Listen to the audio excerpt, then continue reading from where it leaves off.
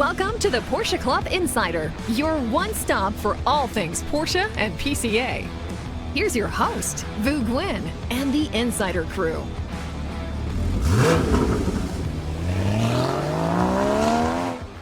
Hello, everyone, and welcome to episode 99. We are at PCA's national headquarters here in Maryland. We've dug ourselves out of, 4 inches of snow? 4.5 inches of snow. Yeah. Everything was shut down. Everything was iced over. That's all you need to take out Maryland is 4 inches of snow. At the table, of course, we have Manny and Damon Lowney, and at the controls, we have Robert Forsyth.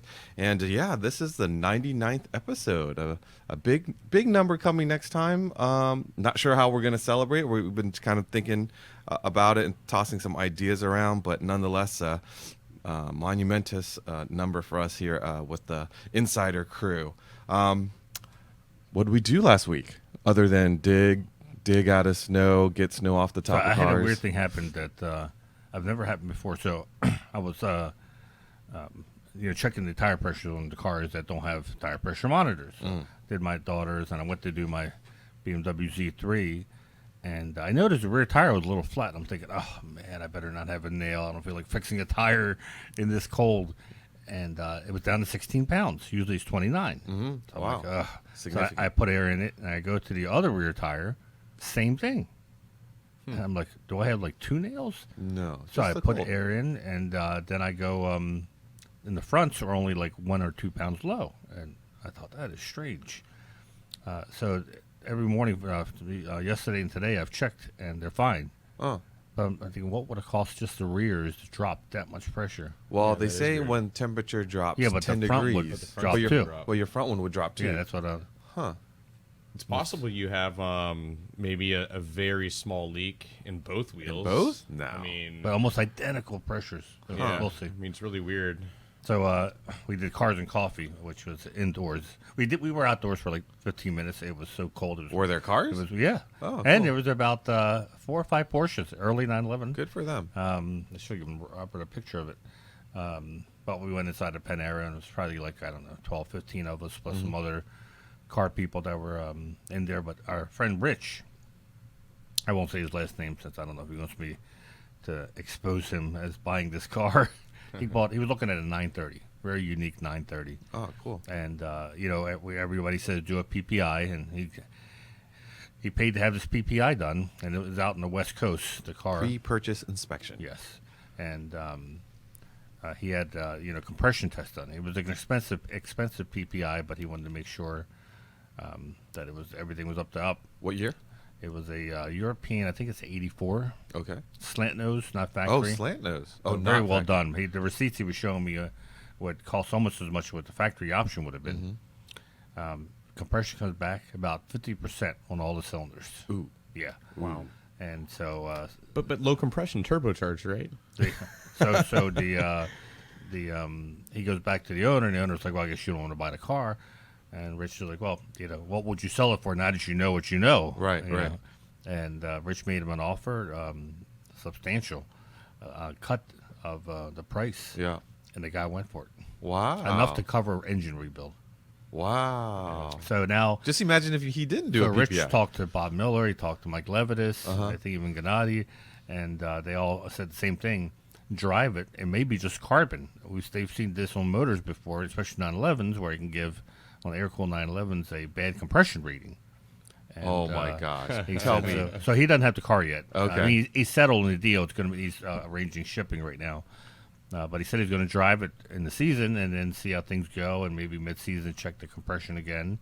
And that would be insane if it was just because of carbon. But the point is, get those PPIs done. Oh, absolutely. I know we preach it, but it was a substantial savings he got, because if it is an engine rebuild, then it's not going to be a surprise above and beyond the original price he agreed to. Yeah. The PPI that exposed a big problem. You know what's interesting is so PPIs, when you get one maybe for your daily driver, like my Mazda 3 or something, if I had done that, had I not bought it from somebody I knew, you're looking to spend maybe an hour, so $150, $250 at a shop. Roughly, yeah. for a Porsche, it's probably not enough, if you want to discover. His was close to $1,000. Yeah. And I was just going to say, Tony Callis, out on the West Coast, he, I think, did a Tech Tactics East presentation a while back where his pre-purchase inspections are $1,000, and he went through all the things. And it probably included, the leak down tests and all that. And I would say it's worth every penny. If you're paying how much for an air cooled, like what, 50, 60 for a turbo, $100,000. Yeah. Well, Well, $100 is look nothing. at this guy's case. Like, I'm sure it probably was driving okay if he hadn't done a PPI and shipped the car all the way from, what'd you say, California? Yeah, West Coast. West Coast, and then find out that it has 50% leak down. You got to do an engine rebuild. Yeah. That's tough to find out after you paid for the car. And like based on the comments on YouTube from CPO, a couple of them said that somebody said that they had a CPO done to their, or a pre-purchase inspection done to their CPO car they were going to buy, and they saved money because they were able to negotiate a lower price because the PPI found I think a defect in the paint. Yeah. So- Here's the thing: we're all guilty of it. Is we're so excited to get the new car that sometimes we're like, oh, I looked at it, or a buddy of mine looked at it, and da da da da da, and you just want it so bad, you just say, no, I don't want to, ask the seller to do a PPI and then arrange it, and then you forgo it. But man, you could be leaving a lot on the table. If you're getting a deal, like if you're buying for market price and you're fine with that, I kind of think people aren't going to be clamoring, 50 people aren't going to be calling to get something for market price. If they find something that's, like my Cayman I bought in 2019 for less than $15,000. Like that was a point where if I get a pre-purchase inspection, is the guy just going to say, nah, I don't want to deal with that and go on to the next out of 20 people? And then he's going to sell it to someone that just is going to take it. So it's easy to go down that road. Yeah. But, Well, yeah. let's see. What did I do last week? Probably the most significant thing was I was actually invited to speak at the Las Vegas region's 50th anniversary, which was really cool. Nice. But on my way out there, I went out on Friday, which was the day where it was snowing pretty hard here, and I decided I'd leave the snow-capable car at home with the family, and I ordered an Uber to the airport. Now, I assumed that the Uber that said yes to come pick me up would be a vehicle that can go in 4 or 5 inches of Oh, yeah, snow. because they do full background checks, and I'm sure they inspect each vehicle before it leaves the house. So, of course, the app runs around and tries to find me a driver. It finds me a driver, and, of course, when it confirms, it says, your driver is coming in a Corolla. I thought you were going to say Corvette. No. In a Corolla, and I'm like, that's interesting. Okay. So I did the guy a favor, and I kind of walked up my street to where it was flat. And sure enough, he came. I watched him as he was on 95 and 32. He was moving at a pretty good clip. But then once he got to my neighborhood, obviously it was much slower. So I meet him sort of at this flat area in my neighborhood. I throw my bags in, hop in the car, and no more than 10 feet, the front wheels start spinning, because I thought maybe he had winter tires or something, but he just has all seasons. And I'm now sitting in a Corolla stuck in my neighborhood. I'm like, I'm wondering how this guy's gonna get out. And I've been fortunate that I've either had an all-wheel drive car or I prepared my cars to have winter tires. Like, I've never really had a stuck situation. So, and I'd never had a front-wheel drive car that was stuck. So I'm like, how is this guy gonna do it? And I learned this. I don't know if he knew it was a technique, but it was a very effective technique. Manny, how would you get out of a stuck situation? You're up on a hill in a front-wheel drive Corolla. Do you know? And my front tires are spinning. Front tires are spinning. You got to back down until you get some grip. Nope. I know how you could do it, but it's probably not what he did. Well, how would you say he did it? So you're supposed to left foot brake and on the gas, and that's the poor man's traction control. Nope. The car has traction control. It was kicking in. Well, no, that's not what I mean, though. When you left foot brake and you're on the gas and you use the brake to modulate. Nope. I would live in a neighborhood where the plow would come early in the morning, like in my neighborhood. Yeah.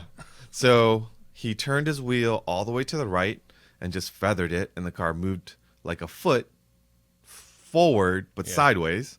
And then he turned the wheel all the way to the left. That's very moved smart. a foot up, and he just back and forth, back and forth, back and forth, all the way up. Let me guess. He was using all-season tires. Yes, he that's was what all season. There said, we yeah. go. Well, Vu said that. Yeah. I mean, kids, save your money, and save your time, save your winter tires would be sanity, and get winter tires. Yeah, winter tires it wouldn't have been an issue. You don't have but to do these hacks. It was still impressive. It I'll remember that one. side to side, all the way up the hill, and then once we got to the top of the neighborhood, this guy was driving on 32 and 95. Now snow was still coming down at this time. He was driving like it was sunny, 70 degrees. I'm like, oh my gosh, we survived my neighborhood, but I'm wondering if we're gonna go spinning off of the highway. Thankfully, he got me to the airport. Nice Morning, we went to Cars and Coffee. I got the little tank out, the Z3, the winter tires, and I just went through it. I went up a hill and never even slipped once. I am a firm believer in winter tires. I think you bought a set of winter tires from my sister that 10 years old. 10-year-old, yeah. And Still on the car. so when I moved to kidding. Boston, I had the only car I had was my 5-liter Mustang, and that was the first time I was like, I'm gonna switch to winter tires. Seems to make sense. And that winter, man, even in a Mustang, which is like probably the worst car you can take in the snow, it was unstoppable. It was like wearing cleats. I mean, it would just go through anything. Yeah. So the only thing you have to then worry about is bottoming out if there's too much snow. But or ice. yeah. So, how about you, Damon? Well, I did not really much car stuff. I'm just ordered yesterday, actually. Or you're hearing this on a Monday. This is last Tuesday, so a week from when you heard this is when I ordered the parts. So I'll probably have them by the time you're hearing this. But waiting on parts to get the Cayman on the road. So an engine oil cooler from a 996, which is a little bit bigger. Yeah. And then I bought the center radiator kit because it's one of those things where if you do the center radiator, or the you should do the oil cooler to balance off because it's a heat exchanger, I believe, is what I've been reading on the internet. So it has coolant that passes through and cools the oil and all that. And a mechanic friend of mine in San Diego told me that you really should make the oil cooler larger if you're going to be going with more coolant capacity. Oh, I see. So intake plenum's off. It's another wire in there. And that'll be hopefully done in the next week or two. But otherwise, I played video games like almost the whole weekend. There's if anyone's listening, Ghost of Tsushima for PS4. Single Life. So good. So like you, I've got some big projects coming up that I've got to order some parts. In fact, I'm going to utilize my PCA discount at Pelican Parts because one time I already a year, did that with the plenum, yeah. 10%, So, do it. So I've got to do the water pump in my E1 Cayenne. Those of you that have done it before, if you can chime in, what while you're in their stuff should I get? I think I'm going to, of course, get the water pump, get the gaskets. I'll probably just get a new serpentine belt.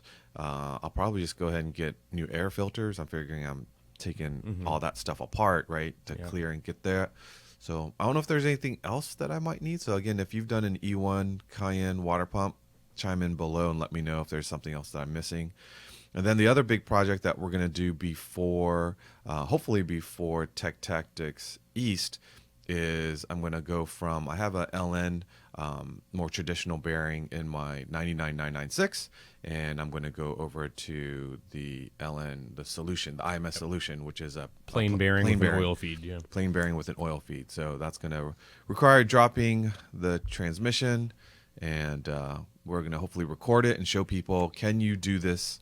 A shade tree mechanic like myself, can you do it? Yeah, so I'm gonna chime in. I know the biggest wrench in the plan, I wouldn't say wrench, is I did it on my Cayman, or at least pulled the seal. You can't really replace the bearing without breaking the engine apart. Yeah. But the biggest difference with your car is that it's rear engine, so it'll be getting things off might be a little different. But if things are easy to reach, like bolts, it should be pretty easy.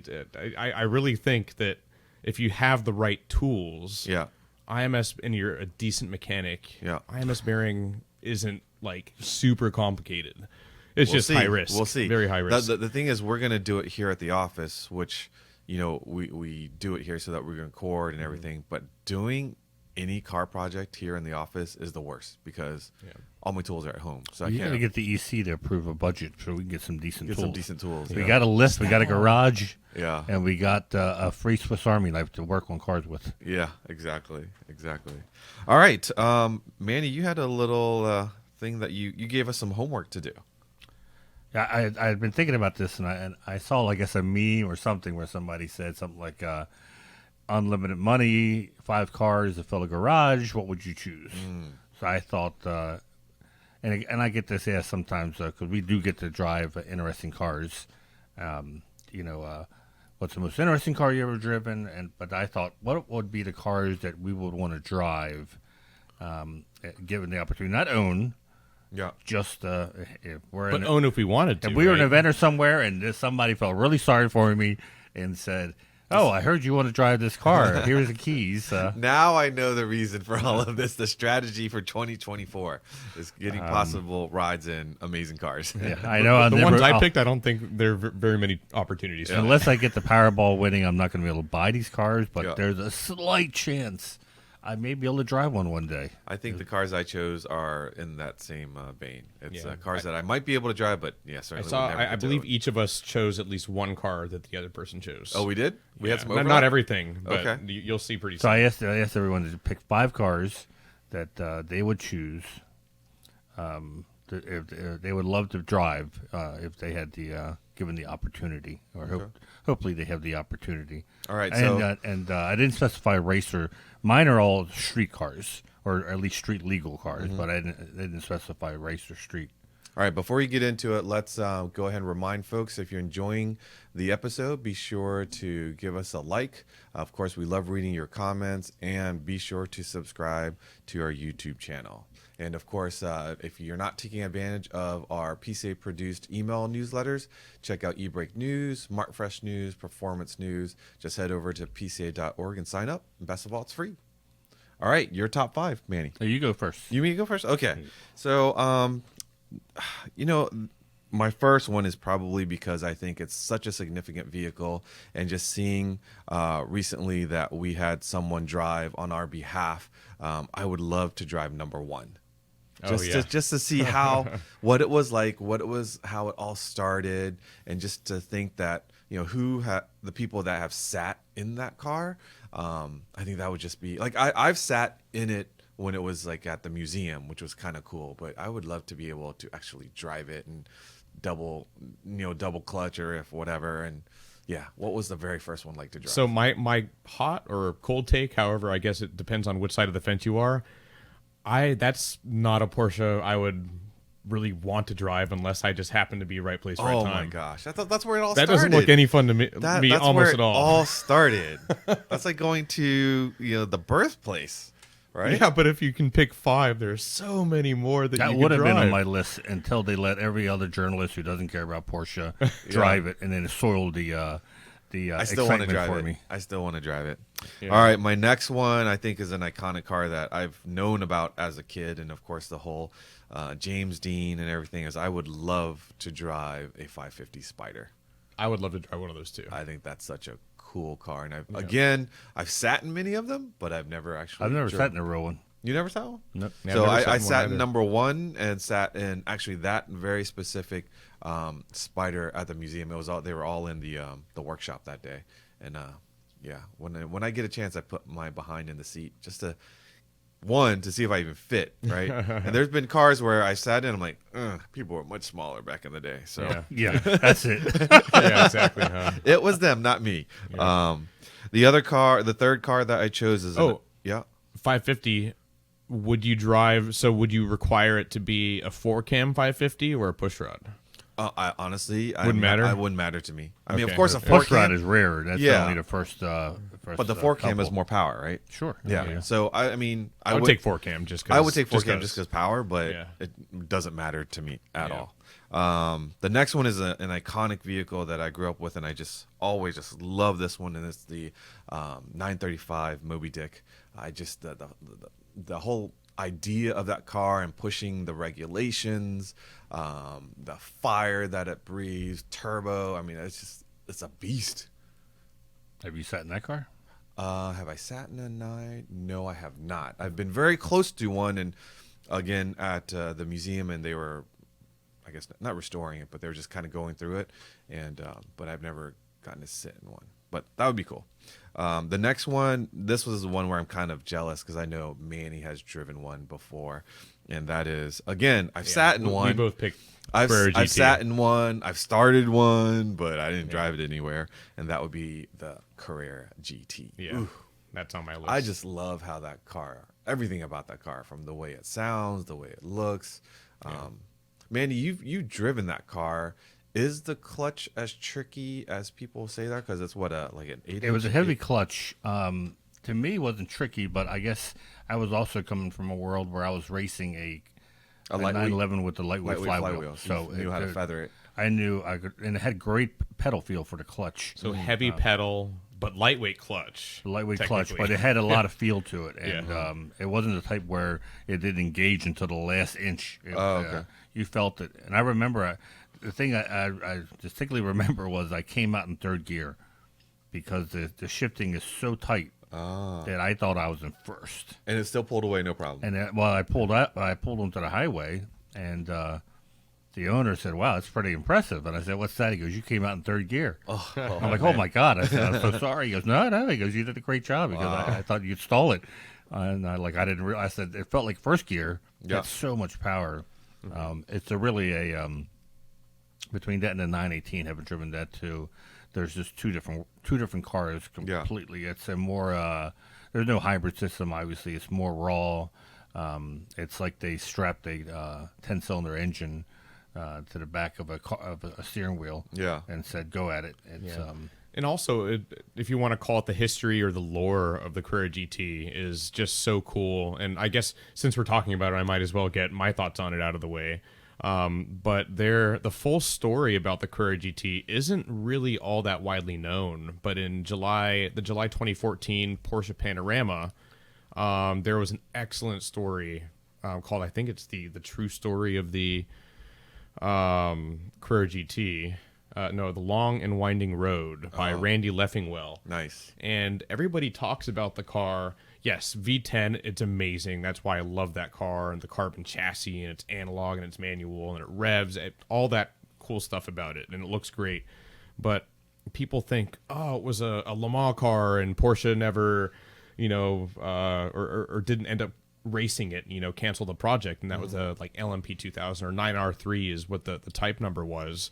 But what makes it even cooler and what's less known is that the V10 was actually a Formula One engine project as a proof of concept to see whether the Porsche engineers wanted to see whether they could do it or not.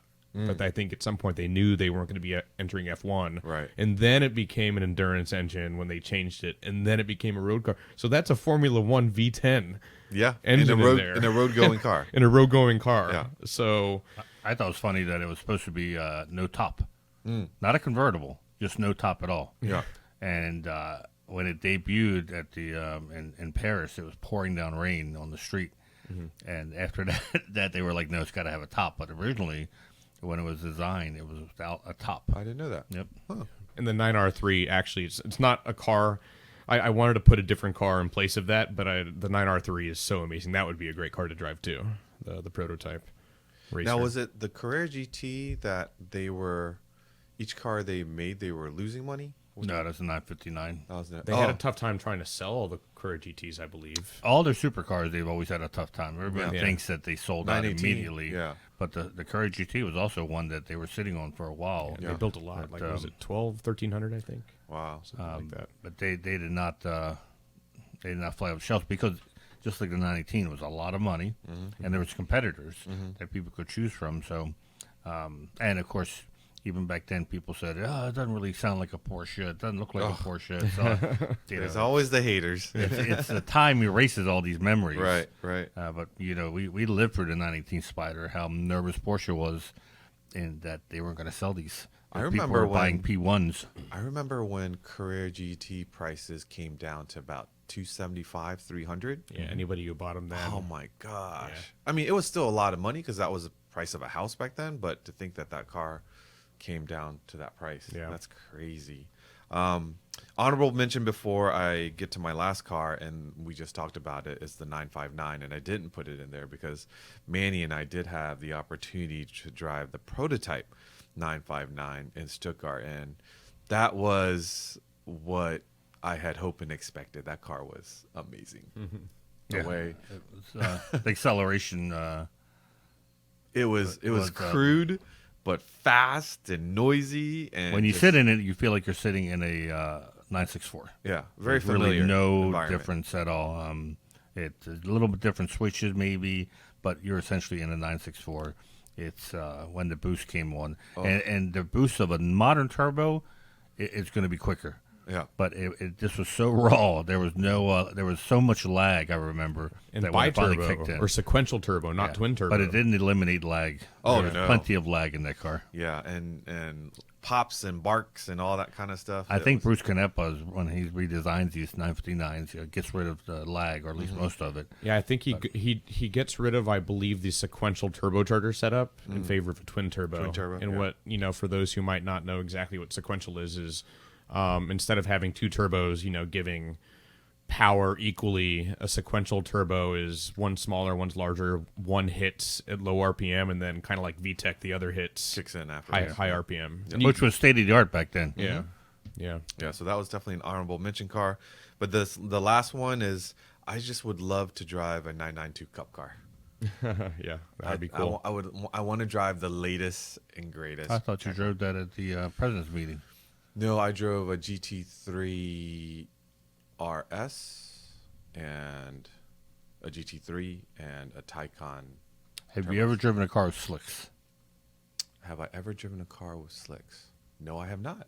Because I have not either. Yeah. But my friends who had cars with slick Cup cars, that in itself is a learning experience. Yeah.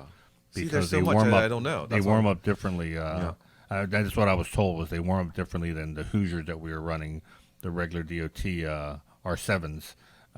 In fact, I remember a former president, national president, who got a Cup car, and I think he looped it coming out of the pits. What? First time out. Oh. And this is before social media. This was the old-fashioned phone calls. Yeah. But phone calls were made as soon as it happened, and Oh, I found out. man. Somebody called me up to say, yeah, he looped it as soon as it came out. But because they don't warm up the same way, and said they're a little bit different characteristics, so that would be a steep learning curve. Yeah, I mean slicks and then sequential Oh, transmission. suspension that yeah. Well, I depending think on that would the be just an amazing experience. I've gotten Yeah. rides in Cup cars. I've gotten a ride in a But couple. never, cars. I'm riding drive a 996 Carrera Cup, but it wasn't a GT3. It was a 996 that was built out. Oh, like to the a full-on- Grand Am series car. something like that. It was a club racer or time trialer in Southern California. Good driver back then, but I just remember the tires were warm by the time I rode in it. You think you have sticky tires with these Trofeo RSs yeah. and the what are the Yokohamas and all that. They have the 200 treadwear ones, and they are sticky. Yeah. You don't know what you're missing When you if you go go to full slicks. slicks, yeah. Slicks are so grippy. Yeah. So those are my 5, and plus my honorable mention of the 959. Damon? Awesome. Yeah. All right. So Carrera GT was the natural first car for me, and we already talked about it. But ever since it came out, it's been my favorite Porsche, and I was around Carrera GTs a little bit out of high school. So 06, 07, 08, I was going to community college in San Diego and hanging with my uncle and aunt and doing PCA events. So I got to go to a dealer event where an owner of the brand new Carrera GT was there, and he revved it a couple times, and I had my face down and it spat water on my face, and it was so cool. And then in my VW Corrado, I went on a PCA tour, and I was the car directly behind a yellow Carrera GT for like 2.5 hours. Wow. And it was so good. I just That'll there's burn a nothing memory better. in your brain. Yeah. Yeah. The one thing about I almost didn't choose the Carrera GT, partly because I thought that one of you would have chosen it, but also I feel like the Carrera GT for a long time, a lot of people loved it, but it was sort of under the radar compared to the Enzo or some of these other supercars that have come out. Now everybody loves the Carrera GT, and it feels like the Carrera GT is a bandwagon now. And maybe I'm wrong I or a don't little know about sensitive to that. I mean, but There's nothing wrong with that. I mean, I've just because the car's popular doesn't mean you shouldn't like it or want to drive it. So, if you know something about me, if something becomes really popular, that's when I start to lose a little bit of interest, and I can't explain why. You don't drink Coke then? I drink Coke, Pepsi, Dr. Pepper. I drink anything. So here's the thing: is I might get chastised for this. Like, so when the Carrera GT came out, the Enzo was pretty much its like counterpoint, right? I've never liked the Enzo. I always thought the Enzo was a little. I mean, I respect it. It's a cool car. It's a cool kind car. Of ugly. It's kind of ugly. Yeah, exactly. Like, I think the Carrera GT has a much better look to it. And but it's a Ferrari, and it's V12, which is why I think you heard a little bit more about people loving the Enzo back then. It was named after the founder. I know how special it is. Like, don't get me wrong, but the last car, wasn't it? The last car he had under his supervision, input right? in. But still, though, I don't think. It's not for me. So I say Carrera GT. I'm not going to let my weird thought process take that down off of the top 5. It's still probably my favorite car. They may be popular, but people are so excited when they see him at a show. Oh yeah, absolutely. So it's there not are like things that are popular and cringe or popular for no reason. But it's not like a Carrera GT is Macan popular where you see it's him good. everywhere. These are pretty rare cars. Exactly. So second one, this is a concept / prototype. But mean a this is the modern one we version of talked your about. car? Yeah. So this is the 904 Living Legend, and this is this is one of the, I think, early 2010s concept car / prototype that Porsche made using the Volkswagen XL1 chassis. So mid-engine, rear-wheel drive, and that's what the XL1 is. But the XL1 I think had like a 2-cylinder or a 3-cylinder, and it I gotta say that goes 400 miles on like a gallon of fuel or something. That is a good-looking car. And they use Turbo S wheels. Yeah, a version of the Turbo S wheels. It's carbon fiber based. It has a sport bike engine, is what Porsche said in the press release. So I'm guessing Ducati, since the whole VW brand thing. I don't think there would be a better car to drive than that if they ever came out. That's a very good pick. Like, that was not even on my radar. And I believe they've made it. I'm pretty sure that is an actual running and driving car. At the very least, it's sitting on wheels, and those are real photographs. It's not computer generated. It's sitting somewhere at Visoc, I'm sure. Yeah, but you got to think super low weight and super high revving engine. That is a recipe for. What do you think super low weight is? Because that doesn't look like to me. So the XL1, I believe, was like 1,400 pounds or something. Oh wow! Oh, that is. So and this is, I believe, closer to 2, but I'm pretty sure they can't. Two It was light. like 1,900 pounds or something. Yeah. That is very light. Then. So it's a very light car. How much is a 914? 2,100 pounds. Yeah, so Yeah, lighter than a 914. really light. That's crazy. And I just have to bring up, I think that Porsche was it exclusive to the Sonderwunsch program? Yeah.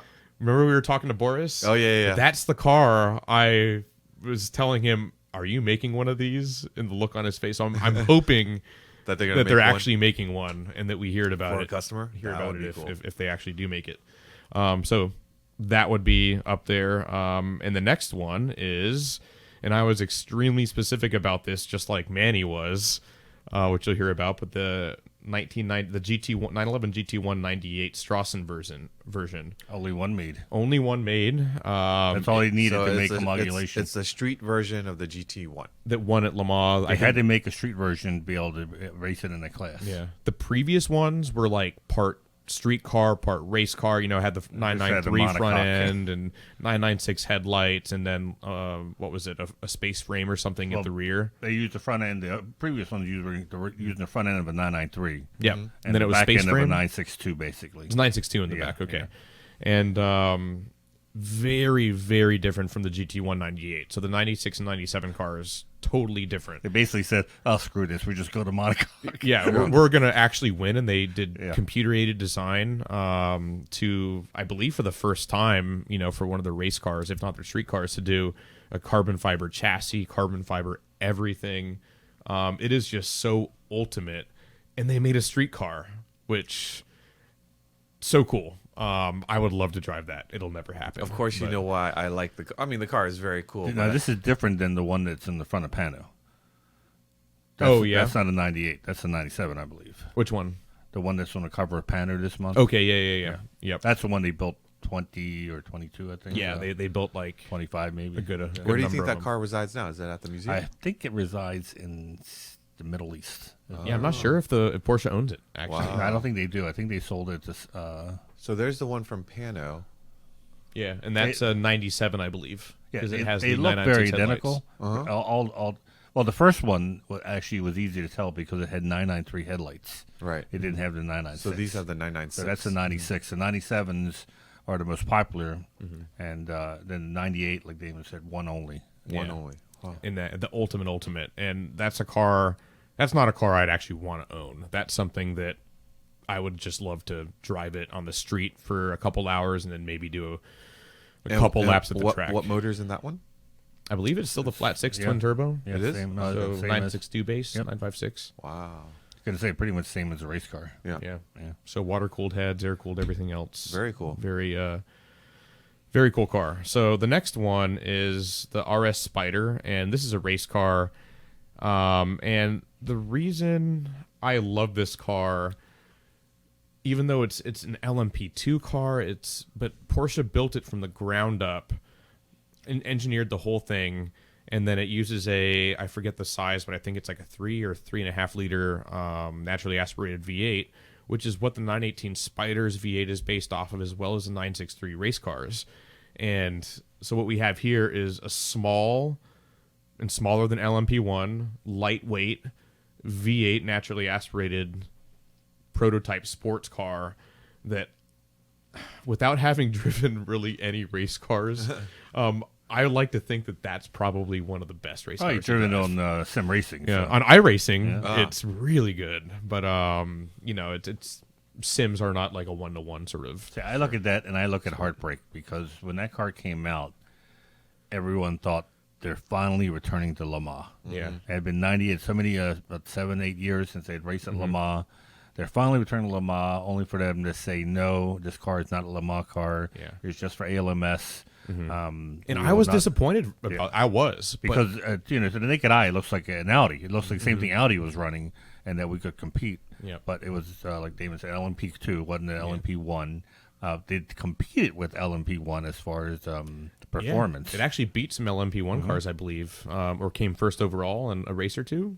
I want to say, or at the very least, several times, yeah. several times. Yeah. In fact, this morning I was listening on the way into the Smoking Tire podcast with Patrick Long, and he was talking about, I forgot how he got to this point, but he was talking about the G-Force, and I think he said over 4 Gs in a Spider, Yeah. and that they used to, he said the Indy drivers told him to strap down the tethers on his Huns, just so that the tethers would keep his head from moving, because he said by the time you got done, it was like an incredible workout because there was so much G-force on that car. So it's kind of funny too. So when this car came out, I want to say it wasn't 06. I think it was 07, 08, 09, sort of in that. I think 07 was when it came out, or 08. So the reason I'm in the automotive journalism industry, I guess with PCA, like not 100% journalism, The money. but it's the money, exactly. No, but when I was in college, I worked at the university newspaper, and somebody came into the newspaper offices, and I was in the digital media room, not the main newsroom, and somebody walked back and said, "Hey, somebody's offering some press passes to the Long Beach Grand Prix, and I know you like Porsche." And I'm like, "Yes, I'll go." And I ended up going to Long Beach Grand Prix, interviewed Patrick. My first race car driver interview was with Patrick Long, and I loved Patrick cool. Long, and still love Patrick Long because he's American driver, and he did so awesome when he was racing. And he raced the RS Spiders, which was the coolest race car Porsche had at the time. And I met Andy Schupak, who was the PR. I don't know about PR head, but he was one of the higher level PR guys back in the day. And all that together, RS Spider, Long Beach Grand Prix, first interview with one of the drivers, which by then I think he was Flying Lizard, and racing the RSR. And it was just one of those times in my life. And it also happens to be such a cool car. The next one, so this last one was tough for me to choose. And I originally had the 917 16-cylinder prototype. But I'm like, would that be good car to drive, and 9083, because super lightweight, hill climb build of a race car that was really meant to do one thing super, super, super, super well, and that was to go up a hill as fast as possible. And Porsche made so many design choices and changes with that car that would have been compromises in any other sort of race series just so it could go up the hill faster. And I love that purity of design, much like I love like the Cayman that we profiled at Parade Autocross. Yeah. You know, I mean, that thing probably wouldn't be amazing on track unless he made some changes, because it's got that huge air dam basically just to push the car down. You know, aero efficiency doesn't matter, just to do one thing, autocross. In a 9083, this 9083, one thing only, you know, or I guess it wasn't one thing, it raced in other places, but it was meant for hill climbs. And I just love that, you know, the purity of mission. It's a good PCA connection, too. Yeah. Yeah. And what's that again? I should know. Oh, yeah. Definitely, yeah. Oh, yeah, I know what you're talking about.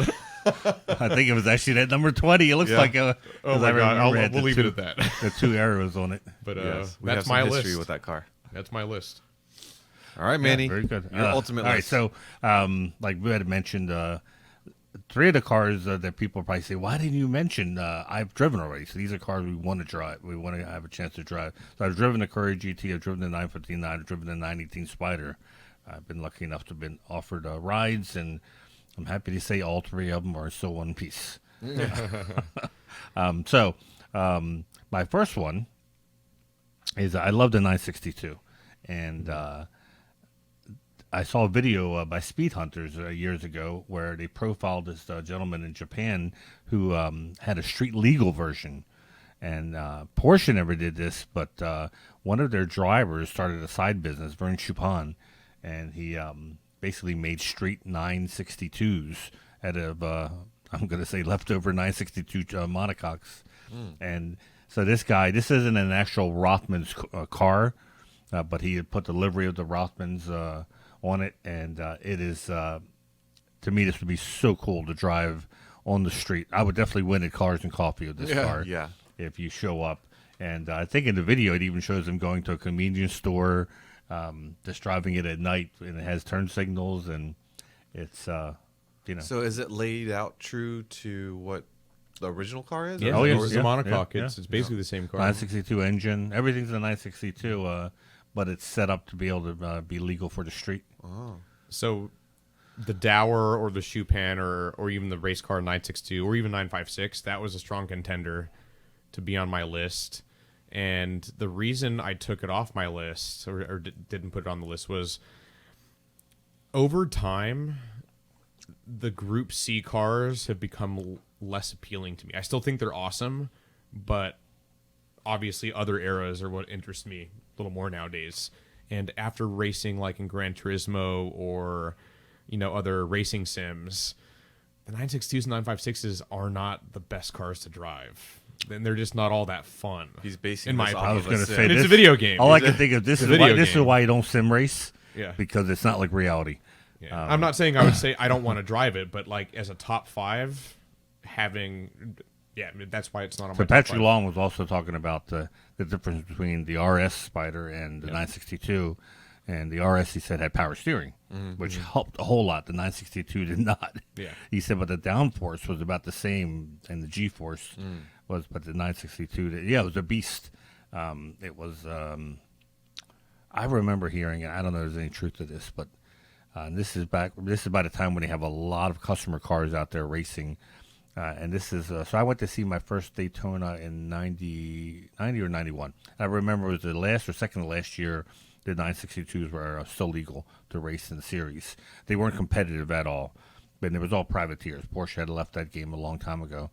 But I remember hearing from one of the drivers saying that there was so much G-force on the banking that some of the drivers who were out of shape were starting to pass out. Whoa. Yeah, because there was so much on the banking, which I thought, holy cow, somebody passing out at 180, 200 miles an hour, that's got to not be good for things. But that always stuck in my head, and then I got to sit in the Brumos one years ago, and it was exactly like I imagined it with that 917 style front windscreen. It felt like you were in a fighter jet. So I've never driven one, but I even would be happy with a passenger ride. Yeah, same. All right, so number 2 is, I guess the predecessor to this is the 917K, but this was a special one. This was built for Count Rossi of Martini and Rossi fame, and he wanted one for the street. And so in 74, I believe, Porsche went about to build Count Rossi his own street legal 917, which they did. You can see it has on YouTube. If you're watching, you see it has Texas plates. I thought it was Alabama to start it with, but either Alabama or Texas. But I thought it was originally Alabama, where it was very easy to get this car titled and licensed, and that's how you got it street legal in the U.S. But it's all leather interior, full 917 engine. It's it's a 97, truly a 917 for the street. So that would I would love. You rarely see this car at events. Yeah. But I'd be happy to look at it, but I would be even happier to drive it. Yeah. Yeah, very one I'd love to drive too. And the next one we went over is the 98 GT1 for the same reasons we just discussed. Once again, I'd be happy just to see it in person, be able to see say I saw a 98. Although the story that Dieter Langenberger told us years ago, I guess would have been the 60th Porsche Parade of French Lick, and we had a little museum set up inside the ballroom to celebrate PCA 60 years, and we brought in some cars to display in the museum. One of them was a GT1. I think it would have been the 97. But do you remember the story where he said the rear louvers on the side window, you can tell that year or that serial number of that car because it only had 5 instead of 7. Right.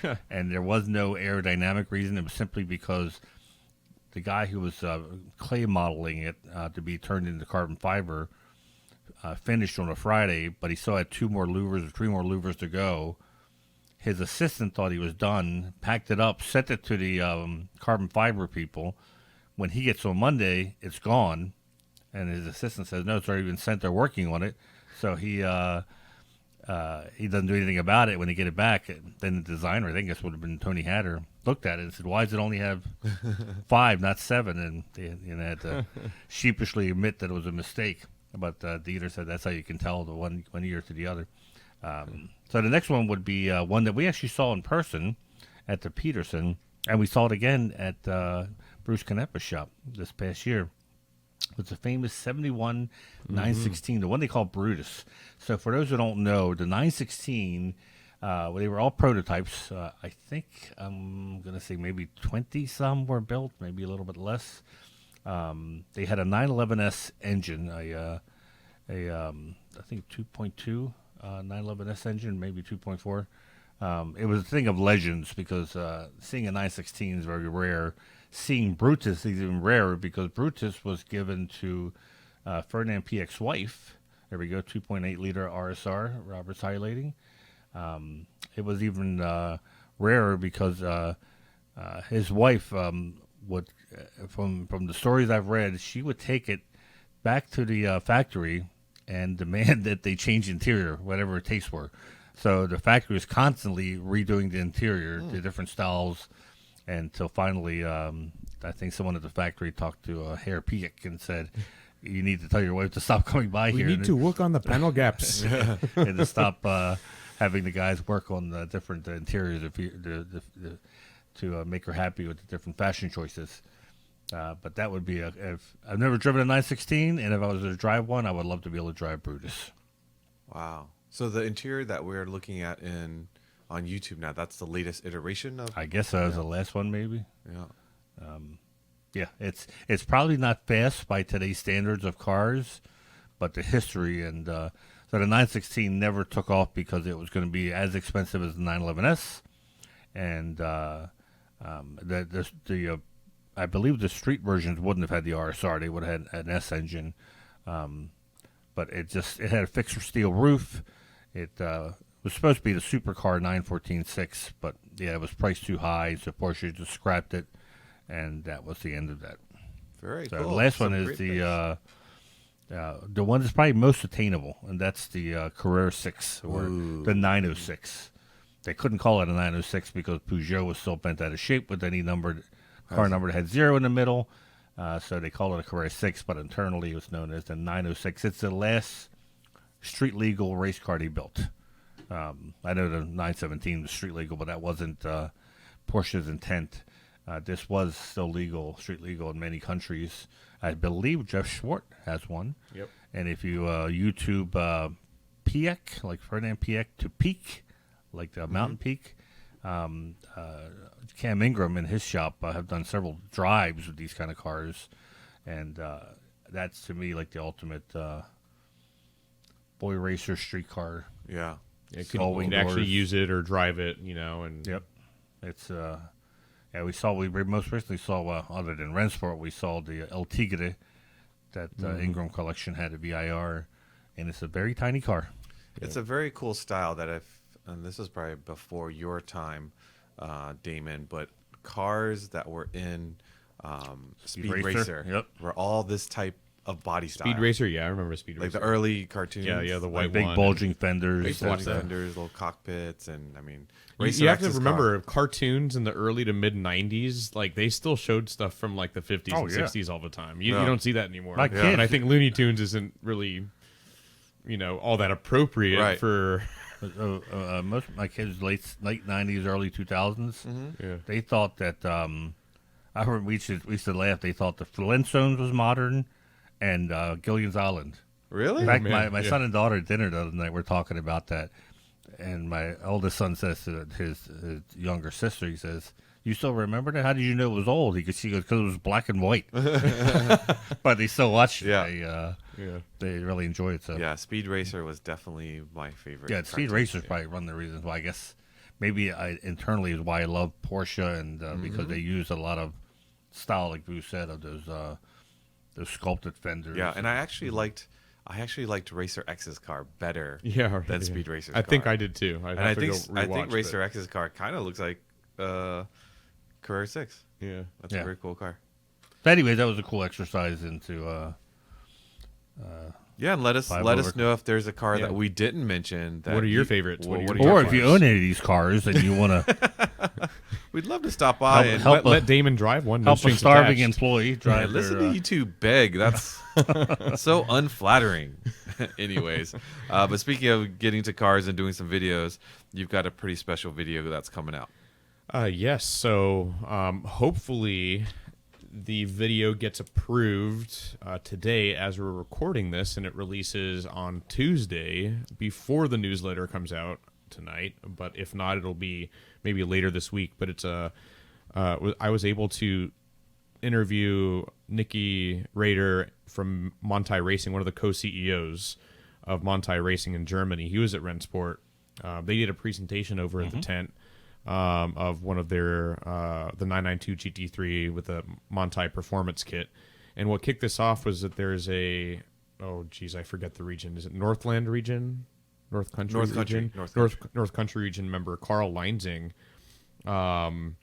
is very enthusiastic about Monty race cars and the company, and owns a Club Sport GT2RS Club Sport 25. And something that was on Carl's mind was, why don't more people know about Monty in North America when they're the Nürburgring record holders and this and that? And no, we've seen press releases and articles about how they're now selling Monty performance kits and parts at Porsche dealers. And what this video does is sort of gives you the lowdown. What is Monty Racing? Quick explanation how it started, and what they've done over the past 25 years, and then a very thorough walk around of the Club Sport 25 by Carl. And it's kind of funny, one of those things where maybe you would think, man, do we really want the driver to do the walk around? But you want the engineer or something. Carl did an amazing job, actually. He's an awesome guy. Yeah. He talked about that car like he was part of the engineering process, or at least on the PR team or something in some respects.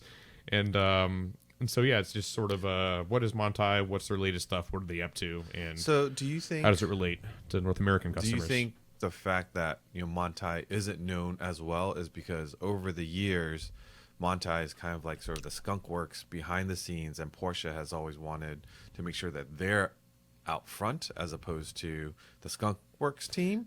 Maybe, but I mean, Porsche invested into 51%. But that's not until recently. That was 2013. Yeah.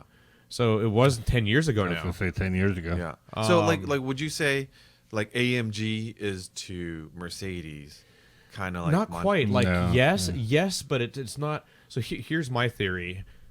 So Monty Racing, they make the sort of mods I would want to do to my car, which is basically leave the engine alone and Yeah. address every Aero other suspension thing and everything and else, brakes yeah. and whatever, and that's what Monty does really well. And you know, I wonder if anyone's better than them at it. You know, they live at the Nürburgring. That's Yeah. where their shop is. Yeah.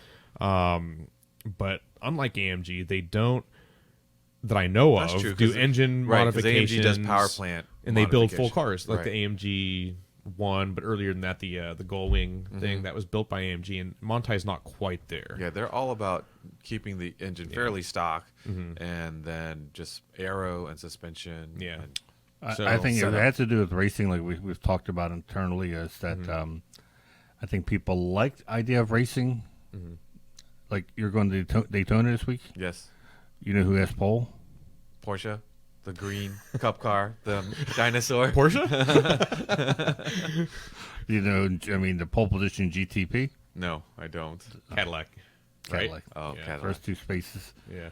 I mean, it's and I'm not only I'm asking you because people like the idea of racing. Yeah. No, it's the truth. I mean, what is it when we run articles in e-brake news? Like we love that Porsche races, but when it comes to people actually reading and being fully detailed about what's going on in Porsche racing, not many people knew. Yeah. Including me. I think PCA members like, I think we all like racing to some extent, but most of us are probably not diehard fanatics. Yeah. I think, including me, I don't watch a ton of racing. I love racing. Yep. I in some ways rather do it myself, but that's another story.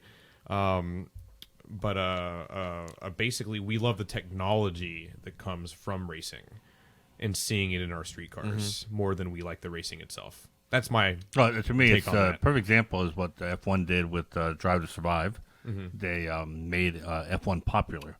Before then, it was a very if you heard someone talking F1, you had a kindred spirit because you knew they probably got up early and they read where Drive to Survive handed it all this information to them on the platter that was easy to digest.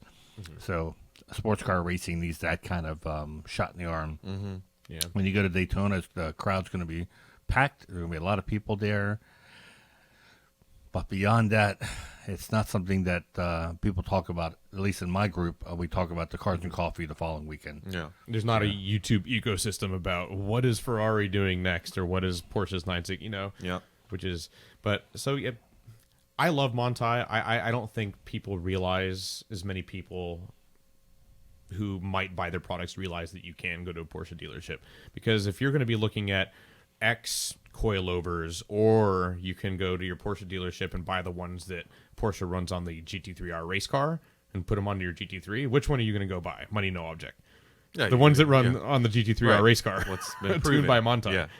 So, that's a video coming up very soon, hopefully today, and it'll be out before the newsletter. We also have a 1 mile review, and this is, as we said last podcast, not the last 1 mile review, and certainly not the last review in general, but we are not doing as many. And right now, this is the last one, and that's a Club Coupe Comparo. So the 2006 911 Carrera S Club Coupe, PCA's first raffle car and 50th anniversary car, and compare that to the 911 GTS Club Coupe, which from 2016 celebrated 6 years of PCA. So drove both back-to-back on the same day on some nice roads, and if you want to know what those cars are like to drive and what I think of them, watch the video. It should be Cool. out by the time you hear this. Very cool. I don't think there's been many people that have driven both back to back. Yeah, no, I don't think so either. Yeah, I've driven both those cars, but obviously not back to back. Yeah, and it's funny because these owners, they own both Club Coupes, and I don't think many people have both Club Coupes. They're Yeah, so the set. rare and expensive, The set. I'm sure. Yeah. So All right. Well, let's get into the news, Manny. You've got this first one is a big deal because I think by the time this comes out, most will have seen the January. Yeah, it's kind of hard to talk drop. about this kind of thing when they're back to back, because by the time you're listening to this, you already know who won the 24 Hours of Daytona. We do not, because we're recording it before the 24 Hours of Daytona. But I'm sorry, I thought you were talking about the Daytona. No, Never no. mind. Nope. You're talking about the Macan EV, Yes, which is the yes. same It's thing. the same thing. Same By the thing. time you hear this, By it's the time- That's already coming out on the 25th, which is 2 days away for us. But if these are drawings that Porsche leaked out, and the car looks absolutely beautiful. It's a Very nicely done. Very good looking SUV. yes, it is. Very It looks aggressive. muscular. It looks mean. It does not look like, I guess, maybe some electric cars were hell bent on looking ugly. Yeah. This is a very sharp looking car, so I'm very very Porsche. excited to see what the details are. They leaked out the range already. Nothing with the weight. And, of course, there'll be a lot of questions as far as price point goes. But So this one will be built on the PPE platform, which Yep. is the same as Exactly. the Audi Q6 e-tron, I believe. it's a You whole know, new, I don't know. Yeah. It's a new platform that they've I been think touting. they said there's a 100 kilowatt hour battery, and they expect the range to be greater 300-ish. than the Taycans. So what I found interesting was, so the Taycan famously has the EPA mileage is largely considered by many publications who've tested it real world to be underrated. It goes further than what, the 200 something miles that is rated for the EPA. I found it interesting that Porsche has let journalists range test the Macan EV already, which they all got roughly 300 miles. I'm wondering if that's in preparation for another low EPA rating. Ah, You know what I mean? Yeah. I'm wondering if they're getting ahead of the curve on that. Because why else would, Yeah, it might be a good point. You know, have to yeah. wait and see. so... Yeah, that would be a very astute observation if that's the case. Yeah, I wonder. it's a good looking car. So this will come out, and it will be side by side with the ICE Macan. Except in In Germany. North America, yeah. Yeah, and so this one will have the new look, and the ICE one will have the existing look. I believe so. Yeah. Right. So- Which had been slightly modified. Was it last year or the year before? So, Yeah, fairly recently. yeah. Yeah, I mean, if you go based on just looks, the new car, man. I think I'm wondering if it's it's- an amazing evolution of the Yeah. style of the Macan. It's a Yeah. good looking, Oh, good definitely. looking vehicle. I'm wondering, so Manny and I had a... Did you hear about what we did yesterday at the office? Oh, You want to hear this. It's Okay, actually all pretty right. good. So Robert's our IT or camera person right now and editor here, his son owns a Model S Plaid, and okay, he brought it yeah. in and allowed us nice. to...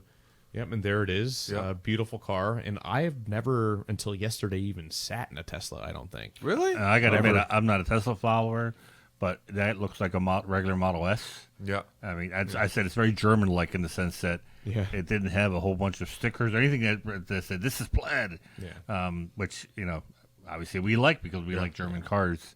I was impressed. And yeah. the tech, as a Porsche lover, I hate saying this, but things like the touchscreen and just some of the tech is easier to use, Yeah. and quicker, and just more slick than Tech what was we find in impressive. Porsches. Interior, not so impressive. Yeah. In, Interior was nice. It was plain. leather It was just like- Faux. cheap. Yeah. Yeah. It was.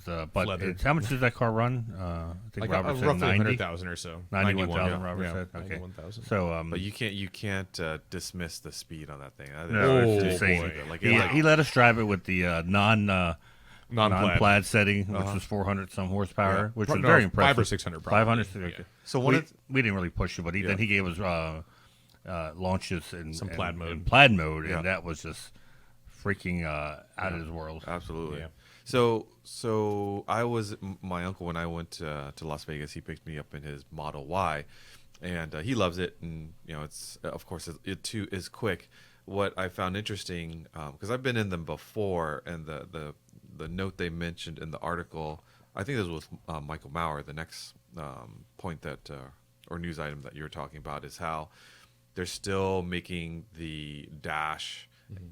Everything is still very much driver focused, whereas when I was sitting in the Model Y, like it was just a center stack, basically iPad looking thing, and just Yeah. the dash was really plain. I mean, that's kind of the difference, right? Yeah. And Porsche's still building, even though it's an EV, it's going to be a driver focused and performance. Yeah, I think they're going to two different markets. I don't know what the cross section is between people who are shopping for a Taycan and a Tesla, even a plaid version. I think I can't imagine that's too many, to intersect that are going to play to both dealerships or not dealerships, but looking at both cars to decide. So Tesla, it's a love or hate sort of thing for me, because I really respect how Tesla approaches car development and car design. I think Cybertruck is probably, whether you like it or don't, it is very forward thinking in a lot of ways. And obviously the Model S is kind of old now, right? It's over 10 years. It's like 11 or 12, I think. But when it came out, it was also very forward thinking. Yes, it was. And, I'm sure they've changed the interior a bit. But what got me were the little things that Tesla does to make your life a little bit things you don't really think about until, you've experienced it. And the thing that really illustrated that for me was where you can put your cell phone in the Tesla Model Oh, really? S. Something as simple as that. There are 2 dedicated spots underneath the center screen where you put your cell phone angled so you can see it. Why doesn't everybody do something like that where you can put your cell phone? Like, not so you can I would grab. never use that. I would put my cell phone You know there why? every Because single I time. need my cell phone right. The minute I look down, I can rear end somebody. So I keep my cell phone on the mouth right in my eye. That's why I just like it when you can just do Apple CarPlay and just have what you need from your phone projected on a screen that sits up high. But so what I do when I get into a car, whether I'm using my cell phone or not, is I take everything out of my pockets and I put them, in a spot. And like a 987 has that little opening where you can put your wallet and your cell phone on top. Right. Porsche doesn't have something like that anymore. And most manufacturers don't. They don't have a place for you to put, random things like that. Oh, I don't know. I think most newer cars now have like a wireless charging place in the center of the dash now. Do Porsches? Porsches. So I don't remember. Maybe I just haven't used it, but I've struggled to find places to put my cell phone where it's just within reach. Not that I use it, but like an easy place to just put your cell phone down. Yeah. And it's I use mine for Waze all the time. See where accidents and police are. So I have a mount for my phone. I guess that's where I never really need to look for a place. I guess the point I'm trying to make is that it's the little things that Tesla does with their cars. I feel like that's why people like them, is they're very easy and easygoing and simple to use. Yeah. Just like with a VW Golf, if you get the base model, the interior is not all that great, but they put leather on your handbrake, shift knob, and steering wheel. Those are the things that you touch, so it feels much, much more upscale than it does. But didn't you feel the steering wheel was like really thin? Yeah, the steering wheel wasn't my favorite in the Model S, which surprised me. And I guess that goes down to it's two different audiences. Yeah. And what do you think about the other steering, the yoke? What do you think it'd be? I've never. I don't think I'd want a yoke. Yeah. It just I don't doesn't know that. seem. Yeah. I mean, my cousin has one, when you're, and they're used to it, but I've never driven. It's the kind of car that, especially when they get this self-driving thing down, be great for my parents. Yeah. I mean, seriously, because if they're driving at night Yeah. and they can't see well in the car, you can just they can punch in an address and get home. Yeah. Then that's No, Would be a my plus. actually we had that very same conversation when my uncle picked me up from the airport, because he had just come from a trip overseas, so his internal clock was all messed up. But they actually flew into LA and had to drive home kind of late, not late, but late in his body clock time, and he was just so thankful of like all the safety features that the Model Y had. He's like, oh, it really, there's times I was super tired, but I was able to kind of continue on because I knew all like lane assist and the automatic, and the mirrors show cruise, you and like on the screen what's happening. Yeah, Like, what's you can- happening you everywhere. Can have the screen, the and cameras on. honestly, I would love that for my daughter too. Like I love all the safety features that these newer cars have. Yeah. no, I love it because there's so many distracted drivers out there. That's true. Yeah, Yeah. true. Anything at all to To bring this Help 'em. back to the Macan EV is like, after finally having experienced a Tesla, I just hope Porsche with their electric cars and all their cars, I don't want to say build them like Tesla does, but like they take a little bit of inspiration Sure. to make the car, bring it up to like the tech. Until yesterday, I thought the tech in Porsches was like amazing. Now I'm like, it's not quite the best. It's very good. Yeah. You know what I mean? Right. So Yeah. anyway, There's, the tech and the details. there's learn from others, right? Yeah, it's like, exactly. why recreate the wheel? We drive too many every Porsches. time? We need to drive other things to get that context, right? Yeah. So the second article had to do with Michael Maurer and the Macan design. I think we touched a little bit upon that. Yeah. But it is pretty cool that driver focused. How do you create a new identity for the Macan E yet still have it be the same family from the ICE version? So yeah, that's a pretty cool article if you haven't read that one. And then this last one was interesting. I think we talked about how strong Porsche is in the design world and how they consult. This next one has to do with a surfboard. Yeah, big wave Tell us. surfer. No, I read a little bit about it, but They're trying to tackle. They built this surfboard basically, and I'm going to mispronounce it. Nazare. 100-foot wave. Is that the one in Portugal? Yeah, Nazare. 100-foot waves. 100 foot. That's you know how crazy. that's 10 stories. That's like a 10-story building coming down. And you know what's crazy? If it's the spot I'm thinking about, there is rocks right next to it in this jutting small little peninsula with a lighthouse or a building on top. That's If you look insane. up, I think. So they're trying to help Sorry. this German surfer break the record, Yep. which was I think 86 foot.